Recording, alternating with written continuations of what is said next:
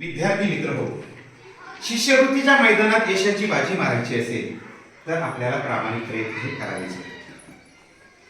आणि जो विद्यार्थी प्रामाणिक प्रयत्न करतो त्याला यश मिळल्याशिवाय राहत नाही. म्हणून असं म्हटलं जातं, लहरों से डरकर नौका पार नहीं होती, लगातार कोशिश करने वालों की कभी हार नहीं होती. म्हणून आपण सुद्धा या उदाहरणात सोडवण्याचा आता प्रयत्न करूया. यामध्ये शिष्यवृत्ती परीक्षेतील बुद्धिमत्ता या गटात न बसणारी संख्या आज आपण पाहणार आहोत.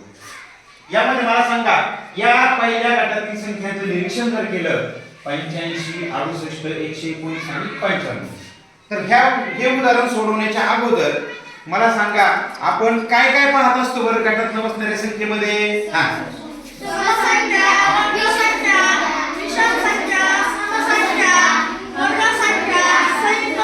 संयुक्त संख्या, मूळ संख्या, पाड्यातल्या संख्या.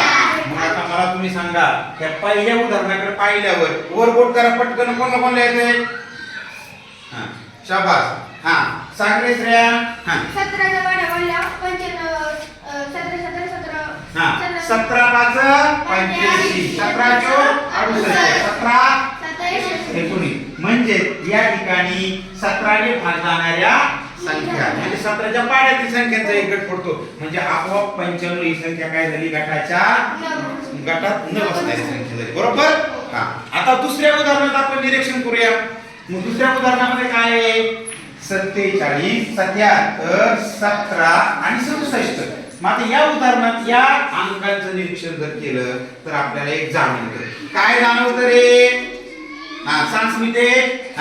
बाकीच्या सगळ्या संख्या मूळ संख्या आहेत आणि 77 संयुक्त संख्या. शाबास, अगदी बरोबर सांगितलं त्यानं. काय बाकी ह्या 47 काय मूळ संख्या, 17 मूळ संख्या, 67 मूळ संख्या, 77 मात्र काय हे संयुक्त संख्या. म्हणजे ही संख्या काय झाली? गटात न बसणारी संख्या झाली. फार छोट्या छोट्या ट्रिक लावल्या की आपोआप आपल्याला उत्तर सापडतं. आता तिसऱ्या गटातील संख्येचं निरीक्षण करायचंय. सांग पायल, उभी राहा. तिसऱ्या गटातल्या संख्या आपण पाहिलं इथं. या कोणत्या गटातल्या संख्या आहेत लगेच लक्षात येतं. 81 काय आहे? कोणाचा वर्ग आहे? 9चा वर्ग. इकडं सांग रे अथर्व, 49 7चा वर्ग. 34 ही वर्ग संख्या आहे का? नाही. 100 100 कितीचा वर्ग आहे आदित्य? शाबास, कितीचा? 10चा. मग मला सांगा, ही वर्ग संख्या, ही वर्ग संख्या आणि ही वर्ग संख्या. मग आता याच्यात आपोआप एक संख्या गटातून बाहेर पडली.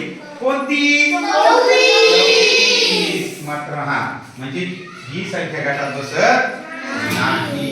म्हणजे अशा प्रकारे आपल्याला छोट्या छोट्या ट्रिक लावल्या की आपोआप गणिताचं उत्तर सापडतं. फक्त काय करावं लागेल आपल्याला? प्रयत्न प्रामाणिकपणे करावे